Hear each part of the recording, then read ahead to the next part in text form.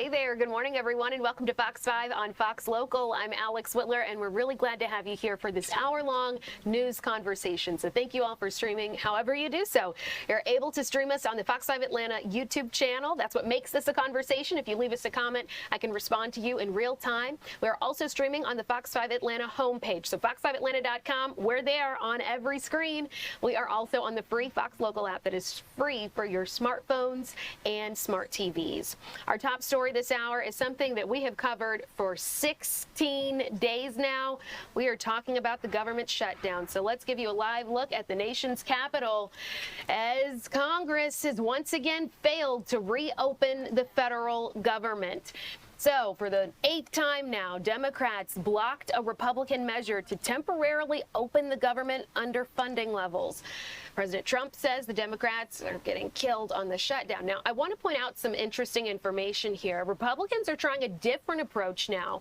They're trying to find a way to fund the Pentagon for about a year, and that plan would also need 60 votes. And it's not clear how Democrats would vote on it. You know, the last time Democrats voted on the government spending plan Republicans have presented to end this government shutdown, I think it went about 49 to 45. So it'll be interesting to see what happens here. At the White House, President Trump warned cuts will keep happening while the government is shut down. And while he's carved out funding to pay for the military, other programs and federal jobs are still on the chopping block. So more than 4,000 federal workers did get layoff notices just recently. We're talking about in the past couple of days here.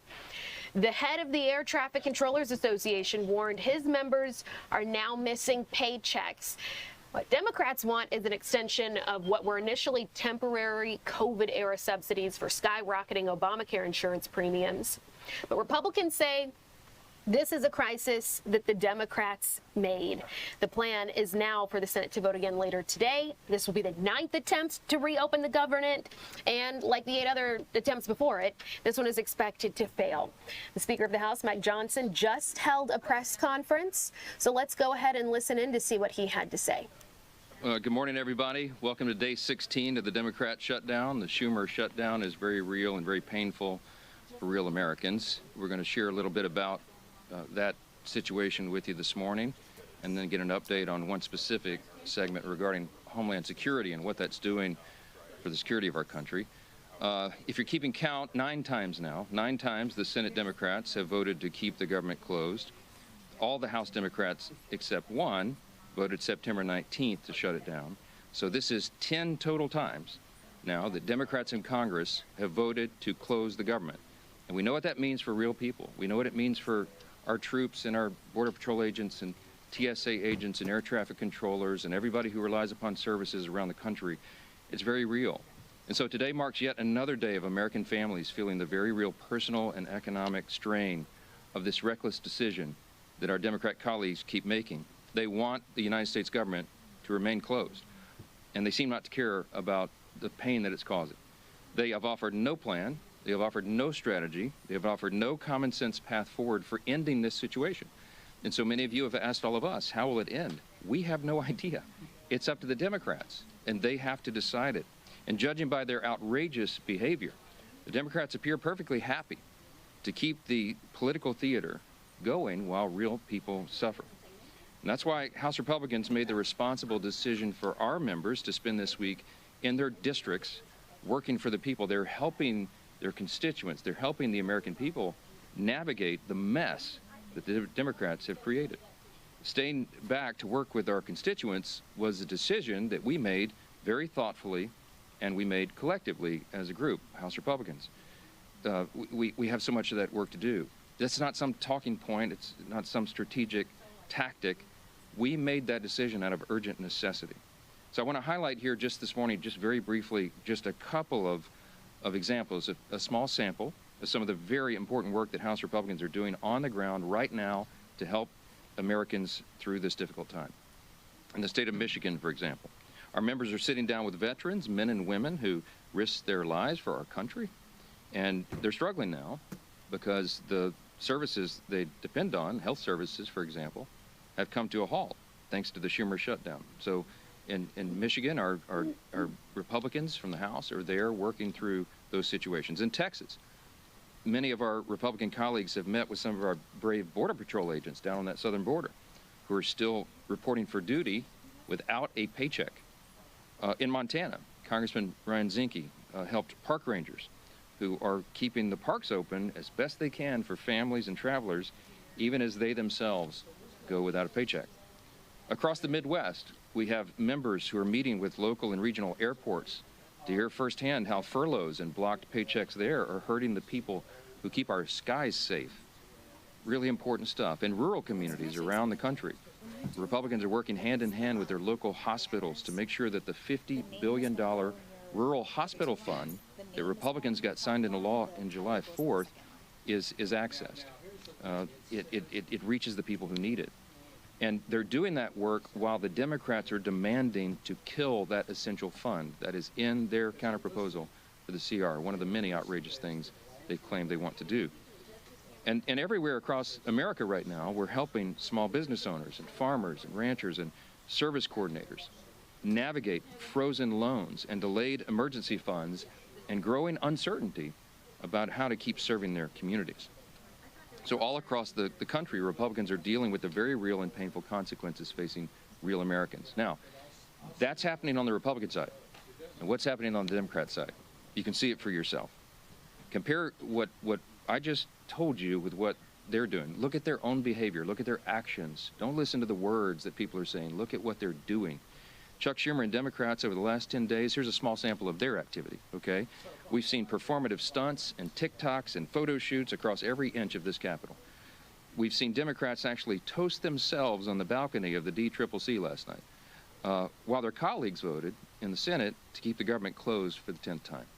We've seen not one but two failed publicity stunts right outside my own office, the latest of which ended in a congresswoman storming the entrance and berating a Capitol police officer who, by the way, is protecting her without pay. And last night, we even saw, I didn't see it, many of you saw it, CNN host the first socialist town hall where Bernie Sanders and AOC said the quiet parts out loud. They don't know what they want to end the shutdown. They couldn't provide a single viable solution for the mess that they themselves have gleefully created. And by the way, those are the real leaders of the Democrat Party. We all know it. AOC and Bernie. Good luck with that. And amid all that, Chuck Schumer is actually bragging that every day gets better for his party. As you know, that is his words, not ours. All this would be laughable if it didn't come at the cost of American families, and it really is deadly serious. If it were up to Republicans alone, we would not be in this mess. We'd be up here negotiating and debating openly and transparently on the issues impacting Americans' lives. But as I've said repeatedly, Democrats slammed the brakes on legislative business when they decided to shut down the government for their partisan political purposes. The progress we made on appropriations and the conversations that were underway on the COVID-era Obamacare subsidies and all those issues, all that sits at a standstill until Democrats reopen the government. As soon as 5 Senate Democrats come to their senses and break ranks and turn the lights back on, House Republicans are anxious to get back to legislative session and to pick up our unfinished business. We have a lot yet to do. Until then, I'll continue to share the facts from this podium every morning to try to get this message directly to the American people. Republicans will continue serving on the job in our communities on behalf of the American people that we represent. I'm going to conclude this morning by saying this again. There's an incredible contrast right now between the two parties that could not be more clear. As we say here every day, this is not your grandfather's Democratic Party. It truly has become the far left, Marxist left, that are running that whole operation.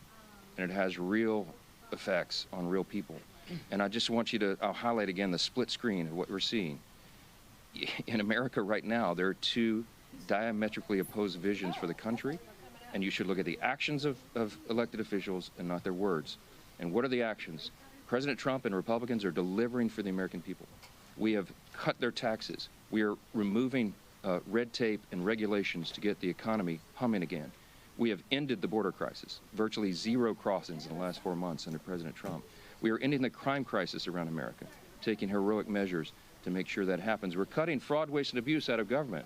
and making government more efficient and effective for the people. And right now, President Trump is resolving international conflicts, restoring peace through strength around the globe. That's just a small sampling of what's been done by Republicans in the last 9 months. And what have Democrats done the last 9 months? On the split screen, look at the other side. They've shut down the government. I mean, I don't know what else to say. Put all the gimmicks and the talking points aside and look at the indisputable facts and evidence of what is happening right here. There could not be a stronger contrast between the two parties. And I don't know how more simply we can say that. With all that, I'm really happy to introduce our good friend from New York. Chairman Andrew Garbarino is the chair of our House Committee on Homeland Security, and he's here with us this morning to tell us a little bit more about the grave consequences of the Democrat shutdown on America's national security. It could not be more serious than it is right now. Andrew, go ahead. Thank you, Speaker. Sure. Thank you, Speaker, and Leader Scalise and Chairman McClain. Thank you all for being here today.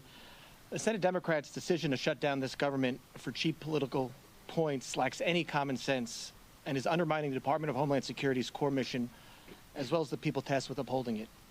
Nearly 95% of DHS's workforce is considered essential, and that's rightfully so. But that means they're at work right now, and they're not getting paid. More than 63,000 CBP personnel, including U.S. Border Patrol, are continuing their steadfast commitment to securing our borders. More than 61,000 TSA personnel are continuing their mission to protect the traveling public and keep the skies safe. More than 8,000 Secret Service personnel are still carrying out their no-fail mission to safeguard our nation's leaders.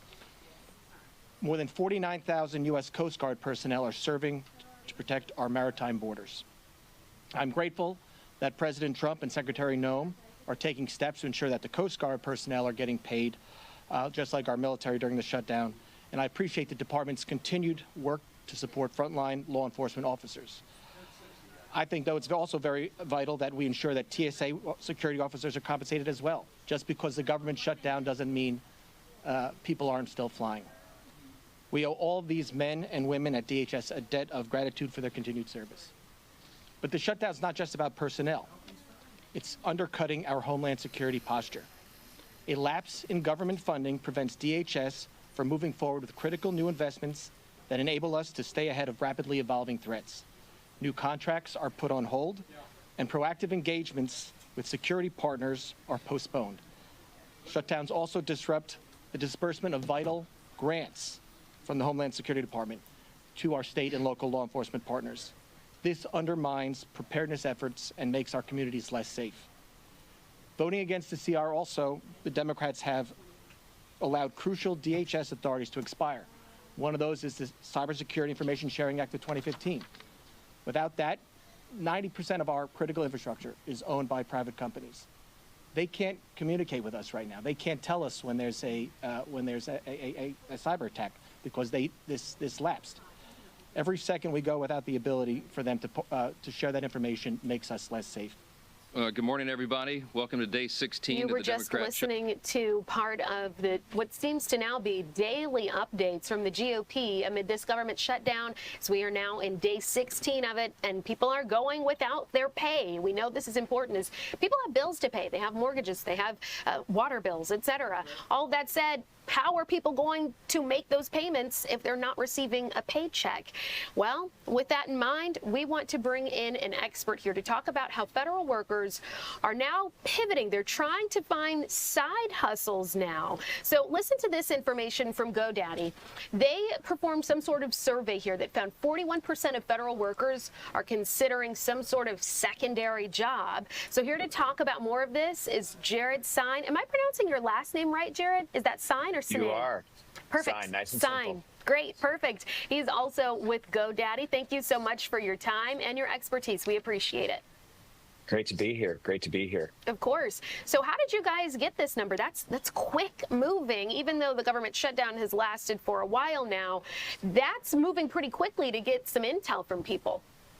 Yeah, we partnered with Harris Polls to go out there and survey 1,000, workers out there in the workforce to find out what is impacting them. And one of the things that we're learning that's really powerful is while this financial situation is driving a lot of uncertainty for folks. It's also driving a ton of self-reliance. And that's one of the things GoDaddy loves to see. So the American people, they are a self-reliant, resilient group of individuals. And we're seeing them turn to, finding alternative ways to generate income. In fact, 70% of our respondents said that the shutdown highlights this need to become more self-reliant. And I want to acknowledge here that you are the legal officer, the chief strategy officer, if you will, for GoDaddy. So it's not like you're doing this for the first time. You're very familiar with these sorts of surveys. I want to get a sense, though, of the kind of people that you're talking to, because I get a lot of messages on social media from people saying, but what does the government shutdown really mean? How is this really impacting people? And often they say, how does it impact me?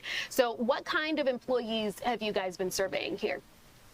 It was a general survey, but it did target federal employees. And so 41% of those federal workers said that they're considering starting a side hustle during this time of uncertainty. And so you see even the federal workers looking to be incredibly resilient here and say, hey, how can I become more self-reliant? How can I turn to entrepreneurship in order to drive this new safety net for myself? Well, I know just from reporting on this that we're talking about some air traffic controllers, military personnel. We know those jobs are already hard, especially the air traffic controllers who are short-staffed. So for them to sort of take up this cross and say, I'm going to show up to work because I'm considered essential, but I also now am going to show up for a second job, that just shows that they're going to be burning themselves from both ends here. What do you make of this?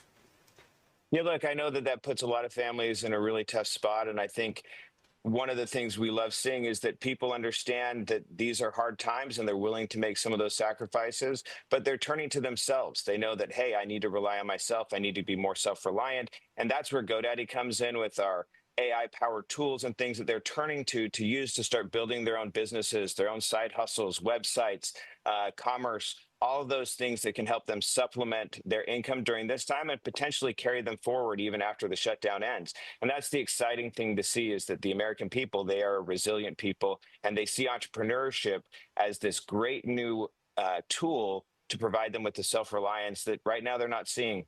Yeah, you bring up a good point that, yes, right now we are talking about federal employees, but the American people have lately felt like the economy is a big stressor these days. So that said, were there any trends that emerged in your research comparing federal employees to the general American population? Yeah, so one of the things we saw is that the federal employees are generally more anxious about the shutdown. It's not a huge margin. It's 60-ish% for the general American population versus 70+% for the federal workers. So there's more anxiety there, but what you're seeing is 41% of these federal workers are saying, hey, I'm going to consider starting a side hustle for myself. And then 50% of Americans in general said they would consider starting a side hustle if their income were disrupted. So you're seeing this general trend among the American people that entrepreneurship is this way to, give themselves self-certainty and sustain themselves, because at some point, relying on yourself is a really important part of this, and entrepreneurship and the tools and offerings that GoDaddy can provide these entrepreneurs to build their businesses and be self-reliant is a really powerful combination. Jared, I want to point out that we are live streaming right now on our Fox 5 Atlanta YouTube channel. I say that it's an opportunity that gives us the chance to make this a news conversation. So I just want to point out that we've got people watching. If they have questions for you, I would encourage them to write them now so that we can start asking those questions for you all directly. Again, this is a news conversation, so please, everyone who's watching, just keep that in mind. I do have another question for you, though, Jared. You said that people are really thinking about their finances in this day and age. Amid the government shutdown, they were already doing that before it. But it sounds like people are delaying big purchases, homes, cars, appliances. Walk me through some of what you found in that regard. Yeah, again, I think given this uncertainty, people are nervous about, hey, we can't go make that big purchase. So instead, I'm going to invest in myself. Instead, I'm going to turn and, start looking at building my own side hustle, my own small business, because then once I have that income coming from that side hustle, maybe I can turn to some of these purchases again. But yes, this anxiety, this uncertainty, is pulling people back from making some of these decisions and really pushing them back toward entrepreneurship. What are some of the side hustles that people can start to pursue? Well, the great thing with GoDaddy is we can take any idea that you have and we can turn it into, through your hard work and our AI powered tools, into anything. So whether that is an e-commerce platform where maybe you're creating t-shirts and you're selling those because you're advocating for a cause, or you've got a great new, content creation type business, all of those things can be powered by the GoDaddy platform. And we're seeing those things happen. And it's really exciting to see people, kind of say, hey, I've thought about doing this for a long time. I've never done it. And so I'm going to launch that coffee shop, or I'm going to launch that mobile food business, or, whatever it might be. So it's really exciting to see what people are doing. Okay, I've got a seemingly random question for you. I think it just makes sense that I would ask this. I've yet to actually interview someone from GoDaddy until you, so you were the first. And I've always wanted to know, where did the name come from? It is a great question. I wish I knew the answer to that. Our former founder, Bob Parsons, was a pretty creative guy, and I think he came up with the name, but it's stuck, and we like it. So yeah. Well, I've been mentioning all morning that this is a news conversation. You all can't see, but I've got 1, 2, 3, 4, 5 monitors in front of me, so I'm going to Google it. And according to some AI information, so bear with me as I fact check in real time, GoDaddy got its name after a brainstorming session allegedly in 1999, when the company then called Jomex Technologies was looking for a more memorable name. So that was it. It was just, what would be memorable? GoDaddy. There you have it. I love it. And it's That all is about fascinating. Go, right? Yes, Go yes. Businesses, go. Let's make it happen. Yes, let's do that. Thank you so much, Jared, for your time. You've been fun and a wealth of information. We appreciate it. Alex, thanks for having me. It's been great to be on. We'll see you next time. Well, thank you all so much for staying with us. I do want to take a quick moment to acknowledge those of you who are watching on our Fox 5 Atlanta YouTube channel. Hello to Lon. I see someone has named themselves TJ Maxx. Hello, great to see you. And Mike, I'm glad you guys are watching. Please don't be shy. If you have a comment, a question, or a concern about any of the stories that you see here on Fox Local, please drop them for us. We'd love to respond to you. We are back with more after this, including weather and our Fox 5 High Five Sports Team of the Week. We'll be right back.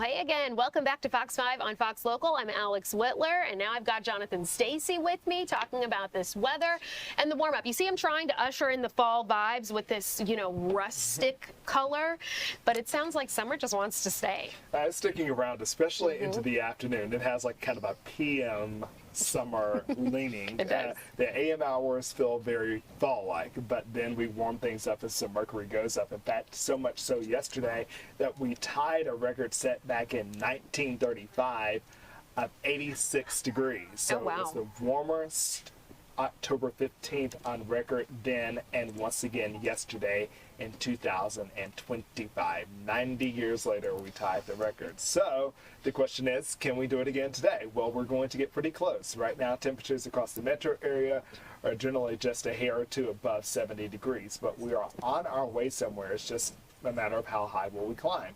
I think the temperatures will take off, really pressing the gas as we get into the PM hours. And why do I pinpoint the PM? Well, if you have anything that is near or below 74, 75 degrees, well, that is average for this time of the year. Okay. 75. Well, we cross the 75-degree threshold as we get into the 1, 2, 3 o'clock time period, and that's when you'll have temperatures that are above average. So we'll look for a high today. I'm going to aim high and shoot for 85 degrees. The record stands at 85, so we could potentially once again tie a record. We won't be in record contingency for Friday and Saturday. We'll still be in the 80s, so we'll just look for some lower 80s. There have been some years that we have maintained that warmth and exceeded the low 80s. Nonetheless, a front is coming, and that will create some clouds for us Saturday, but the clouds will not be rain clouds. But by Sunday, those clouds will give way to showers, but they should be in our rearview mirror by the time we wake up Monday morning. And Monday morning will definitely have a bite. So we're talking about temperatures, and we're talking about a pretty nice warm-up, but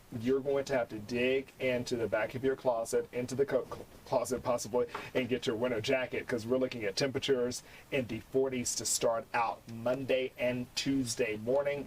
By afternoon, you'll likely be in short sleeves. Okay. There was a time that 40 degrees wasn't bad to me back when I lived in the north, but now that I've lived in the south and my skin has thinned a bit, I'm going to reach for those coats. Definitely has a bit of a sting to it. Yeah. All right, Jonathan, thank you. Indeed. We'll see you soon. Okay, so let's focus on this. We've got our High Five Sports Team of the Week to talk about, and this should be an exciting one because they had a little bit of a rough start. They had like 4 games in a row of losses, and then they've bounced back with 4 games in a row of wins. So we are talking about some Marietta Blue Devils here, and Good Day Atlanta's Paul Milliken handed them over a very impressive trophy. Let's look.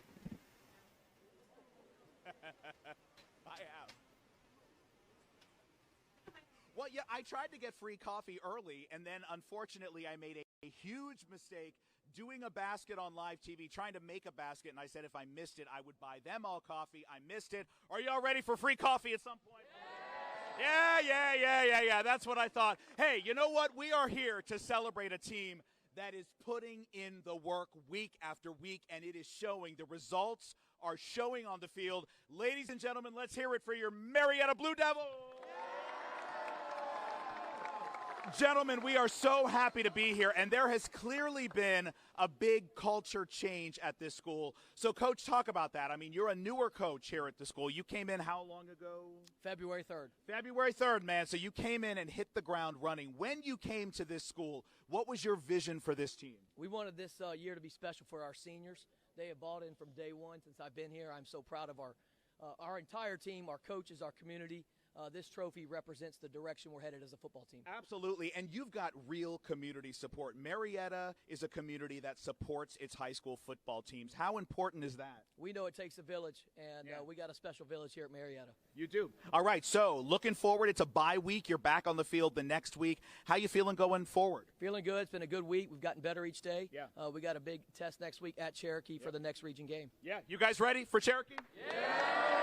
All right, real quick, number 5, name and position, please. Dante Young, cornerback. It is really nice to meet you. Tell me about working with this group of guys back here. I'll say the first 6 or 7 weeks Coach Duke got here, he always preached that we need to be together. Yeah. And so when the season didn't start off as good as we wanted it to, we never created division with each other. We always stayed together. Yeah, and that's showing now that you are succeeding every week. Number 9, name and position. Alec Huff, middle linebacker. Yeah, and so same question to you. Tell me about the work you guys are putting in as a group, as a brotherhood. Well, ever since Coach Duke got here, we been coming closer and closer as a team, as brothers. Just keep doing this every day. Yeah, well, you guys are doing it. You ready for a trophy? Yeah. All right, so here's the thing. We always choose somebody special to present the trophy. I'm always looking in the audience like, who could do this for us? And I saw this incredible group, Marietta Sports Medicine. Ladies, hi. How y'all doing? Okay, looking great, feeling great this morning. Are you ready to walk in the trophy to the team? All right, so come with me. Let's do it. We're going to hand it here. Ladies and gentlemen, give it up one last time for your High Five Sports Team of the Week, the Marietta Blue Devils.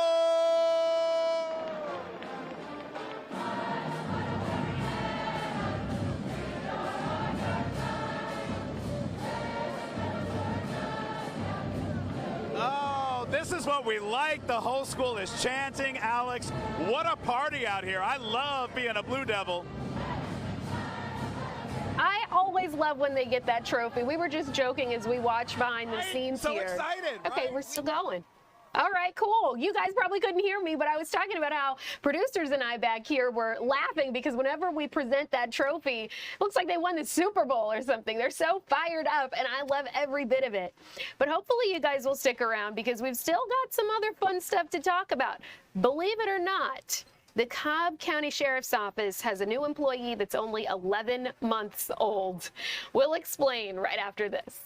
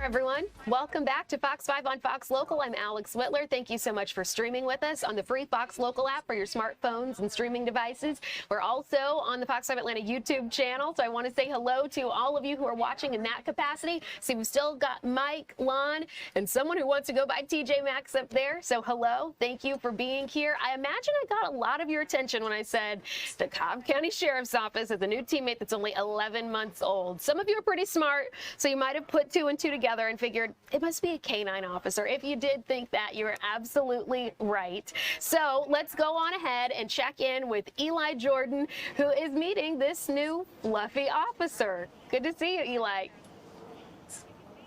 Hey, good morning. Yeah, I'm out here in Marietta at the Cobb County Safety Village next to Al Bishop Park, and I am with the new 11-month-old addition to the Cobb County Sheriff's Office, and this is Liberty. She is ready to go. She's ready to track. She's ready to do her job. And with me now is the head of the K-9 unit at Cobb County Sheriff's Office, Tim Brown.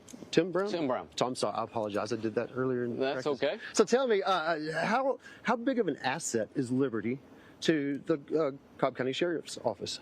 Liberty is a great asset to the sheriff's office. She not only can help with the community of missing people, as well as tracking suspects down.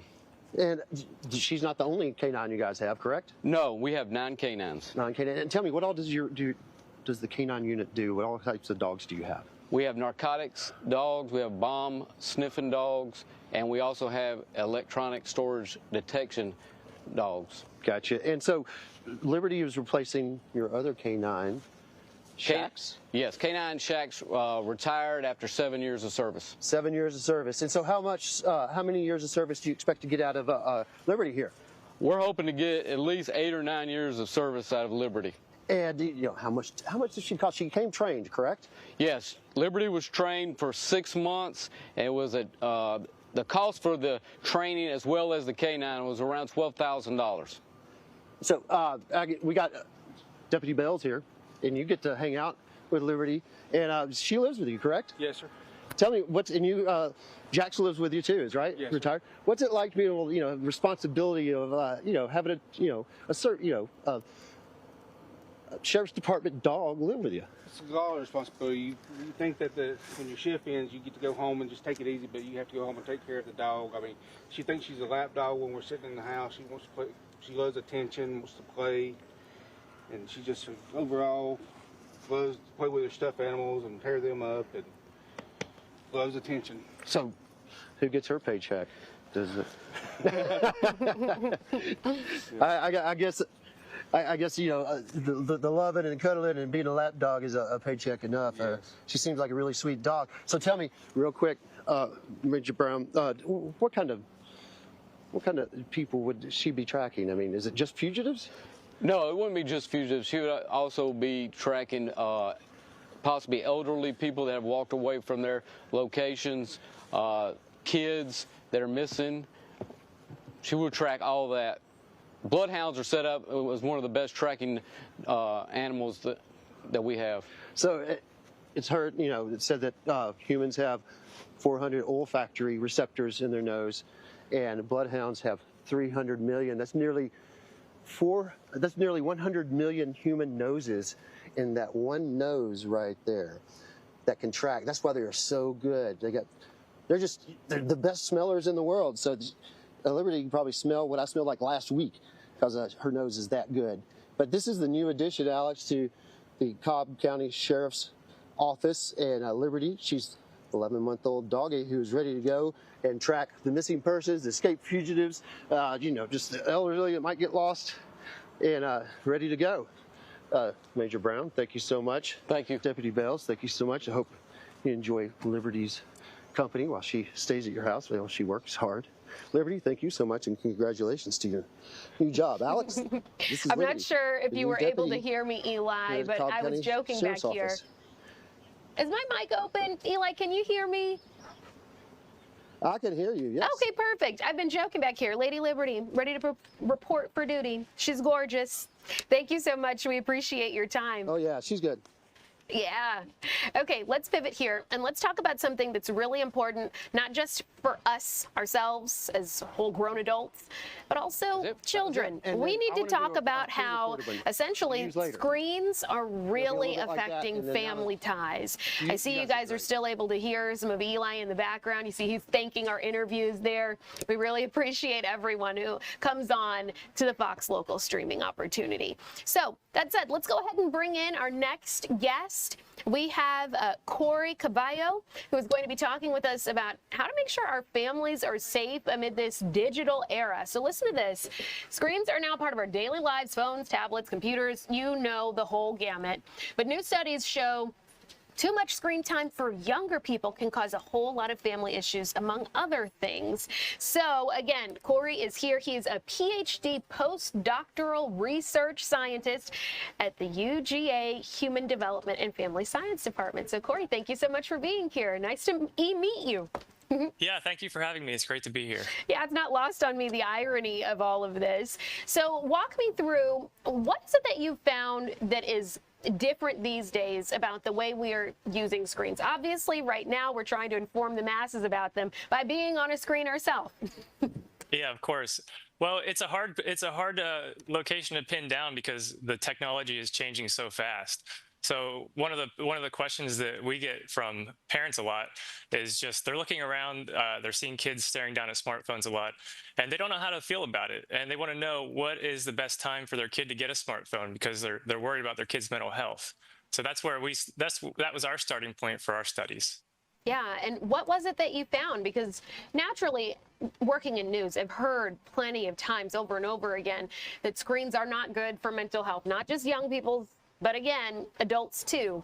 So what does that mean? Does that mean that we need to literally limit ourselves? What does it look like? Well, the guidelines are still in flux right now, but what we found was pretty interesting on a couple of different levels. We had this big data set that was provided by the ABCD study funded by NIMH. So we had about 10,000 families. And when we asked the question, does early smartphone ownership impact youth mental health? The answer to that was, well, it kind of depends on who you ask. And if you ask the kids, then there was this clear pattern where early smartphone ownership was related to increasing mental health problems over time. And this effect was larger the earlier kids got the smartphone. But if you ask the parents the exact same questions about their kids' mental health, there was a completely different story. Parents weren't registering this increase in mental health problems. And in fact, if the kids got their smartphones really early, like age 8 and under, the parents were reporting decreasing mental health problems, while at the same time their kids were saying that they're going up. So it's kind of that age-old issue of kids thinking their parents just don't understand, but it sounds like in this case, maybe they didn't. Yeah, maybe they didn't in this case. Yeah. So give me some tangibles here. I'm someone who has been using social media a lot more. I always liked it, but I feel like lately I've been on it a whole lot more than I used to be. So is it that I need to give myself a hard out, 8 p.m., don't touch the phone? Should it be that rigid of rules here? Well, if you're looking at the sleep research, then the answer will be yes. We do want to cut the screens a couple hours before bedtime, and this is especially true for youth. Adolescents, their brains are changing so quickly. Their brains are so adaptable at this point, and so we really want to get this right. But what we need is good sleep. So when you talk about the bedtime boundaries, I think that's one of the first steps in setting boundaries. We know that kids are going to have smartphones. Right now, the average kid in the U.S. gets a smartphone around 10 years old. And that might be a little bit on the early side. So what we recommend is, balance your family's needs with, your kids' characteristics, and consider holding off for a couple years until their prefrontal cortex is a little bit more developed so they can start to set their own boundaries, because they're still relying on their parents' wisdom at this point, at 10, 11, 12 years old. Okay, so what exactly is that age that you say that cortex is completely formed? Is it more like 16? It's not 16. It's much later than that. I mean, the brain is a beautiful, remarkable organ, and it continues to develop even into your 20s. So you're not done at 16, but if you're and really, to full disclosure, there's no hard guidelines on this. Okay. Recommendations are in flux, like I said. So we know that 10 is pretty early, and our study even showed that 10, 11, 12, even 13 was pretty early when we started to see those increases in mental health problems. So if you can hold off till 15 or 16, we do see that some of that cognitive functioning, some of that executive functioning does come online a little bit better at that age. So that might be a better time to start. Okay. Well, I like to throw out some sort of one-off questions here. I know this isn't exactly on topic, but just bear with me. I was scrolling through social media last night, and this popped up on my phone from NPR. It reads, 1 in 5 high schoolers has had a romantic AI relationship or knows someone who has, and I imagine that has something to do with the phones here. Have you guys found anything that would have any merit to that? So really, that's the next frontier, and it's fascinating that you bring that up. They're starting to put large language models like ChatGPT into stuffed animals. So these conversation bots, these companion bots, are something that's really interesting, and we just have almost no data on how these affect kids. We have a little bit of data on how they affect adults, and in real adult relationships, when I say real, I mean with a real person. But with kids, this is just a brand new frontier, and we really need to know because they're coming. The market is going to get there before the research gets there. Yeah. So we need to get on it. This is the future. Corey, thank you. And thank you for all your research. I look forward to talking with you sometime again. Hopefully you'll find something else for us. Thank you so much for having me. Of course. Have a great day. Well, stay with us because we still have a lot more to talk about right after this. See you soon.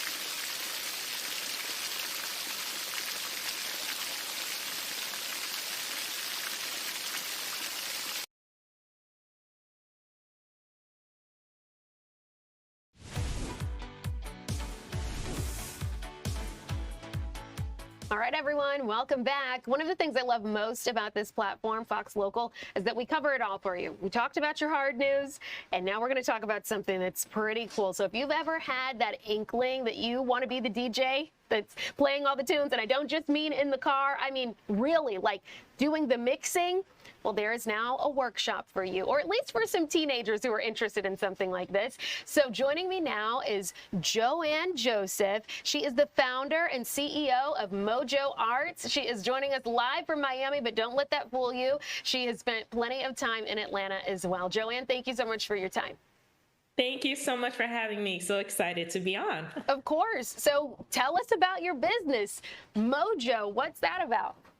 Mojo, it's funny because in high school they used to tease me and call me Mojo Jojo because my nickname was Joanne Joseph. I see it. Joanne Joseph, the Jo and the Jo. So I was like, well, let me spin it and make it my business name. So, and it's been working because it is about helping you find your mojo in whatever industry you're in. So it worked out. Mm-hmm. So DJing, take me back to the first time you ever did it. What was that like? Well, I'm actually not a DJ. What? I work with DJs. I manage DJs. So that's kind of where it all started. And my love for, music and the arts was always there. And so I got into management, working in branding and marketing and seeing like creatives not really knowing how to, get into the business of their art. So started managing DJs, and then I noticed that everyone feels like they're a DJ, right? They feel like they have the best playlist in the world and they can do it. And then I started to really study the technical side of it, the business side of it. And this is actually something that I feel like, people can learn and then take from what they want from it and be able to apply it to whatever industry they want to get into. So I figured, why not do it for the youth? Oh, yeah. Okay, so what have you learned through all of this? Is it that people pick it up pretty easily, or is it that it's not as easy as it looks? It's not as easy as it looks. I remember one of the DJs I was working with, he was like, I'm going to go to my car really quickly. So if you could just take control for just a few seconds. And he thought just because I work with them all the time, I'd be able to pick up on it. It's not as easy as you think it is. And of course, you think that just playing a good song is the easy part, but you have to know crowd control. You have to know when the right time is to play a song. And it's also really fun to learn. So once you kind of know how to mix different songs together, it becomes really exciting, and sky's the limit on what you can do with it. So I bet. So one of my colleagues, his name is Eric Perry, he picked up DJing this year. Another one of my colleagues has a kid who had a birthday party, and he was the DJ at the birthday party. So I can't wait to touch base with him to see how that went. But I've got this little device over here. It's not at all for DJing, but it reminds me of what I've seen him use, the way he's pressing the buttons, mixing. You know, is anybody still using like the traditional discs where they scratch? Yes. There's still people that are, traditional, but times have changed. Technology has advanced. So I do feel like if you want to go the traditional route, you can. People are still, using vinyl and everything else, but it's a lot easier nowadays. Okay. So you said that you've been doing a lot of management. What does that entail? Is it that you are hooking up the gigs? Like, for example, I said my coworker did a gig for another coworker. Is that something that people can reach out to you about? Yes. So I don't manage everyone, obviously, because management is a lot more work than people think it is. It's also finding the right type of gigs for them. But a majority of my work is making sure that I align them with the right type of experience. I want to be able to, allow their name to kind of be at the forefront of festivals. I really want it to be big. I don't want them to just do small gigs. I want them to get brand sponsorship. So I really take the management role very serious and making sure that I am not only finding them the right gigs, but making sure that their brand awareness is where it needs to be. Okay. Well, admittedly, I've gotten a little distracted from the topic at hand because I just thought you were so fascinating. I wanted to learn more about you. But let's talk about the actual event that is the day after tomorrow, geared specifically for teenagers through Big Brothers Big Sisters of Metro Atlanta. Yeah, so I am actually a big sister. I've been working with Big Sister for quite some Big Brothers Big Sisters for quite some time, and I have a little. And I always think about what are some programming that I would love to do with her. And so this is kind of how I came up with this idea. Mentorship is everything to me, and a lot of the time, especially when you are trying to find, whatever that creative space is, or maybe you just don't know where you want to go as far as whatever industry you want to get into after high school. I figured this would be a great way to not only teach them a skill, but also pair them with a mentor. So we're going to have 3 DJ mentors, DJ Magic Kenny, DJ T, and then DJ Kalidian, who was actually a part of Netflix's Rhythm and Flow. So I think it's a really great mix of DJs that can help mentor these students, teach them a skill, and they're also going to be coming up with their branding live. So they're not only going to leave with learning how to DJ and the basics of it, but they're also going to know how to create their own brand. So I'm super, super excited. We have a live music showcase at the last hour to see who kind of picked up on it the best, and we'll be having giveaways. And I'm just excited to be partnering with Big Brothers Big Sisters on this. Nice. So is there an age cutoff? 14 to what? 14 to 19. We wanted to focus on the teens. Obviously, middle schoolers, we don't want to eliminate them, but I figured, the teens would probably be a good age range for them to come in and really grasp just the art of it, since it's a one-day workshop. And so we wanted to focus on 14 through 19 for this one. Okay. Well, I want to acknowledge that we are live streaming wherever people stream. We're on the Fox Local app. We're on fox5atlanta.com, but we're also live on the Fox 5 Atlanta YouTube channel. And we've got some people who are watching right now. So I just want to acknowledge them and encourage them. If they have any questions about this workshop, maybe they themselves aren't a teenager, but they're interested in being a DJ, please do not be shy. Leave your comment now so that we don't miss out on it. But was there anything else about your workshop or your experience managing DJs that you wanted to add that I didn't ask you, Joanne? I just want to encourage people to, go for it. You know, if you have a craft or a talent that you really want to hone in on and be good at it, find a mentor for sure. And then also give it your all. Being a creative can be really tough. So finding workshops like, you know, the one that we're doing is a great way for you to start, because then we could pair you with someone who could kind of lead you and guide you. So that would be my recommendation. And of course, if you guys want to follow us at Mojo Arts, you can find us there. And if you want more information on the workshop, you can reach out to us in the DMs, and I'll be able to help you guys from there. Well, you have been great. Thank you so much for your time. The nickname is Precious. Mojo Jojo, we appreciate you. Thank you. Of course. And you all, those of you who've been watching, it's been great. It's been fun. Hopefully you will stick around and join us same time, same place tomorrow. And please do not be shy. I'm going to really encourage our Fox 5 Atlanta YouTube channel, because that is truly what makes this a news conversation. So again, I'll see you tomorrow. Thanks for your time. Let's do it again soon. Have a great day.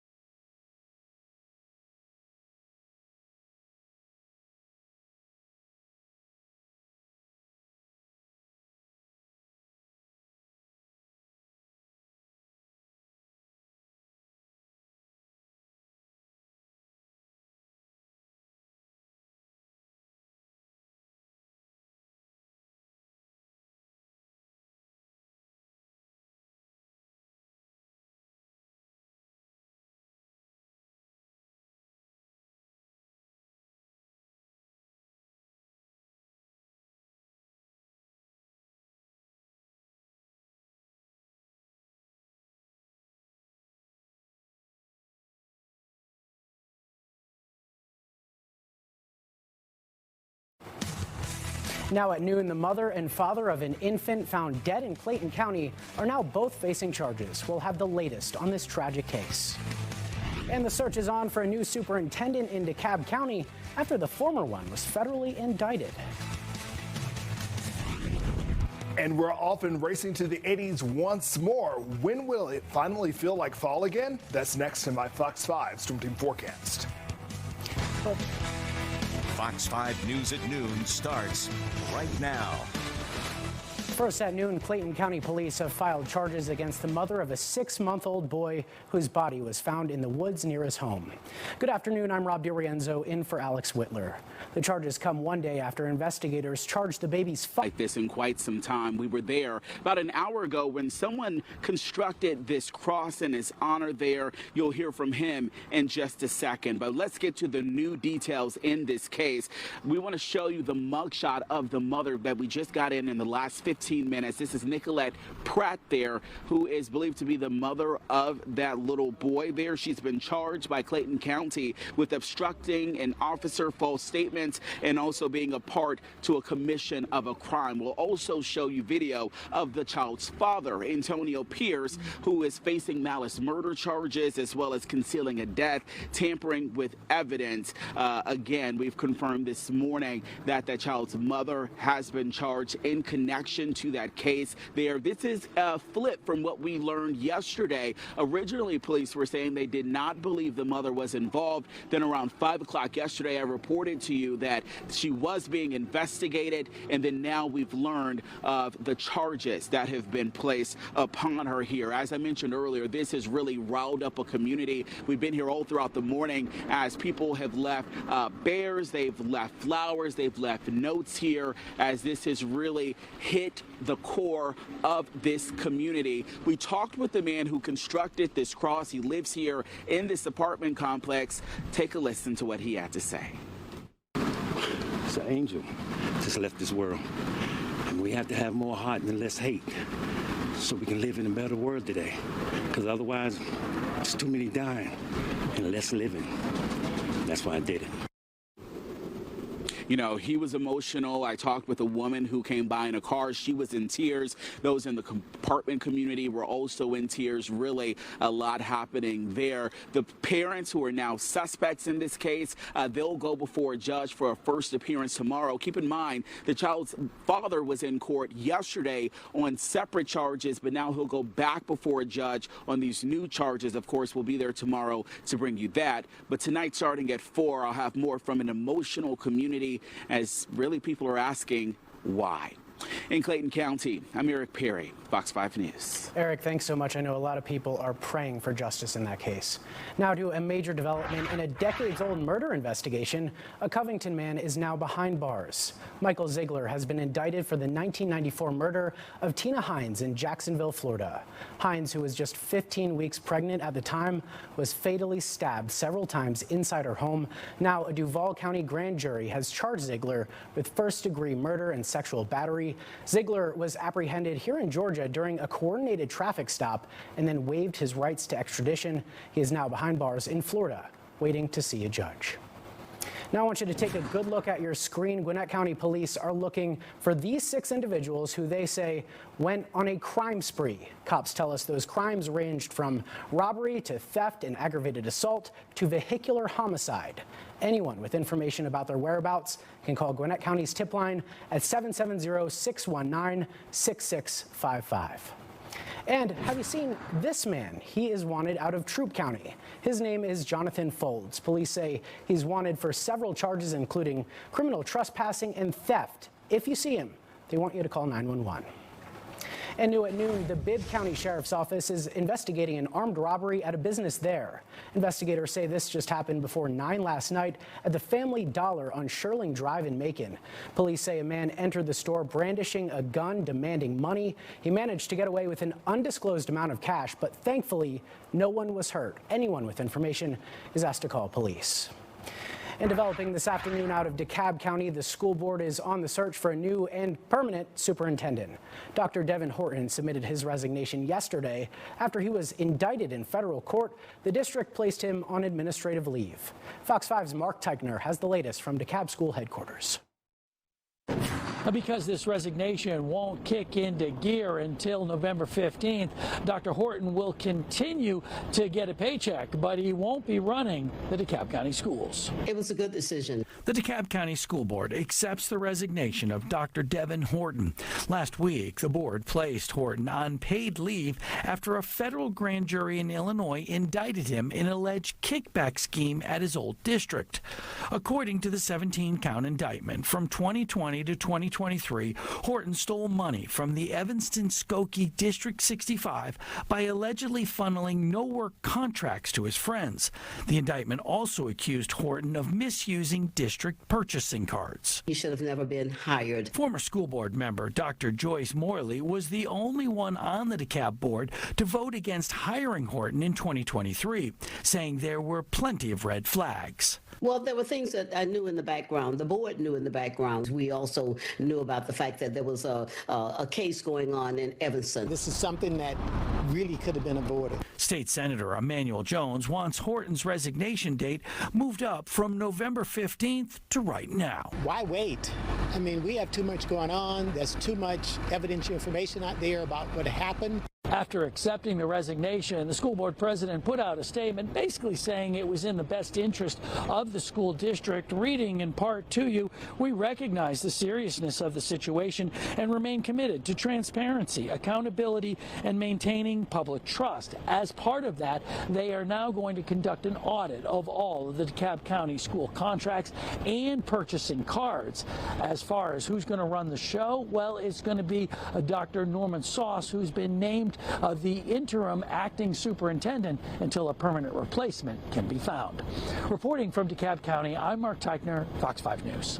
All right, Mark, thank you. And now to the latest on the legal battle over hair relaxer. A woman who says she developed a serious medical condition after using hair relaxer can proceed with her lawsuit against the manufacturers. Yesterday's order from the Georgia Supreme Court overturns a lower court's ruling. The companies named in the lawsuit are Strength of Nature and L'Oreal.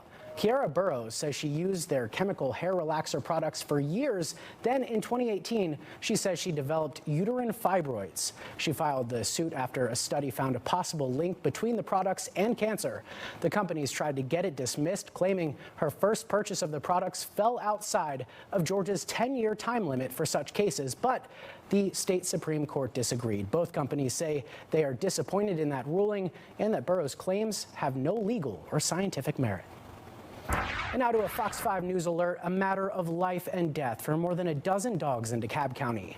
DeKalb County Animal Services say if they can't find homes for these 13 dogs, they'll have to euthanize them. They say they need to have those homes by 7 p.m. tonight, and all adoption fees will be waived. If you would like to foster or adopt, you can visit the shelter on Chamblee-Dunwoody Road. Time now for a look at today's weather as we look across downtown Atlanta from our Fox 5 net cam. Looking pretty good out there. Fox 5 Storm Team meteorologist Jonathan Stacy is here with a look at what the rest of the day has in store. Jonathan. More sunshine and more warm air. In fact, we are broaching a record today once more. We did it yesterday. We tied a record set back some 90 years ago, and we have the opportunity to do it once again as temperatures rise into the mid to upper 80s in some cases. Let's get straight to the boards now. And you can see the numbers are already flying through the 70s. 77 leads the way in Dunwoody. Go down to the airport. ATL coming in at 76 degrees. 74 for Stockbridge. 72 from Lawrenceville to Conyers. 73 over in Paulding County at this hour. The only community that is not in the 70s at this point is Blairsville at 69 degrees. All of the numbers continuing to come up across North Georgia as we brace for what will be another toasty day. Winds coming in out of the north and the east at about 7 to 9 miles an hour at this point. The dew point falling even deeper than it was yesterday because high pressure has made its home right over North Georgia. In terms of the temperatures, we'll look for those numbers to roll into the, once again, low to mid 80s, maybe some upper 80s sneaking in, but I think that easterly wind could possibly cause the heat to be pulled back just a tad. Nonetheless, it's going to feel quite warm out there and very un-October-like. 70s and 60s up for the night, and some communities just may stay there in the 60s. While we have enjoyed sunshine all week and we will enjoy it for the remainder of the work week, there are big changes in store for the weekend. In fact, severe storms expected Saturday just to the west of the Mississippi.